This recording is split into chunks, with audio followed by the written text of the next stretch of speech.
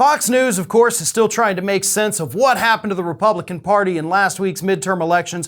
But later in the week, once more results started coming in that were even worse for Republicans than election night, one individual on Fox News decided to take the time to point out to the other hosts on that set exactly what happened to the Republican Party. And I have to say, his analysis is absolutely spot on. So take a look at this analysis of what has gone wrong with the Republican Party. And, by the way, who is really to blame. Here it is. In the air, Republicans continue to make gains in the House. Hopes of a red wave never reached the shoreline. The Senate also a toss-up as some critics blame poor candidates and they blame a former president. Doug Heye, former RNC comms director, Carly Cooperman, Democratic pollster and CEO of Schoen Cooperman Research. Nice to see you both. And great to have you. Doug, first to you. Karl Rove writes today, Wall Street Journal, a number of pieces in the Journal editorial page talking about Donald Trump, talking about the results. Here's Rove's take. With no red wave, Trump is out at sea. The GOP fielded too many novices who struggled with crafting a message, raising funds, and waging effective campaigns. Some were also knuckleheads with strange beliefs and closets full of problems. Many of these remarkably weak candidates came courtesy of Donald Trump, who did not vet his endorsements. You agree with that point? Yes. And, we could go back to 2010 and 2012, where we saw a lot of these terrible first-time candidates that caused Senate races to fall by the wayside in Nevada, Delaware, Indiana, Missouri. And this is why Mitch McConnell was warning well in advance that we have a candidate quality problem. But what we've seen is a real intensification of this problem from top to bottom, not just Senate candidates, but House candidates, Secretary of State candidates, and governors and the like. And it's what I call the MyPillowization of the Republican Party. Is we've attracted these more cartoon characters, and if somebody speaking at a rally with a president or a presidential candidate is best known as a pillow salesman, run to high heaven, because you're going to see more of these cartoon characters who are trying to make money off of the party become Instagram influencers and celebrities more than they are about being serious legislators. There's a reason Madison Cawthorn lost his primary in North Carolina. He telegraphed and said clearly, I'm not serious.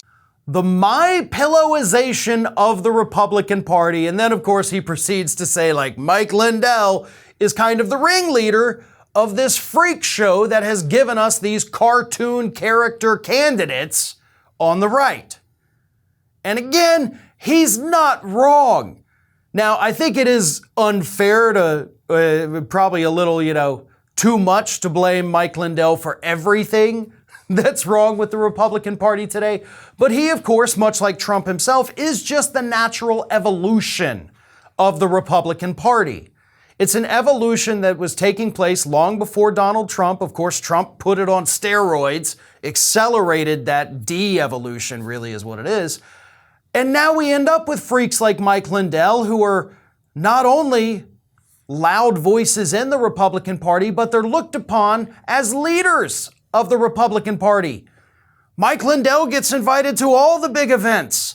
He gets to be a speaker. He goes on right-wing shows constantly. Of course, not as many as he used to, because he's not allowed on Fox News anymore. He's clearly not allowed on Newsmax, but he's got his own deal. He goes on Steve Bannon's show several times a week. He's got his own Frank Speech TV. As I said, he shows up at all these Republican conventions. He's put on a few himself.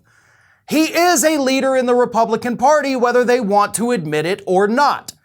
And when the face of your party is a guy who goes out there and says, this election was stolen and I can prove it. By the way, use code election theft at mypillow.com and you'll save 50%.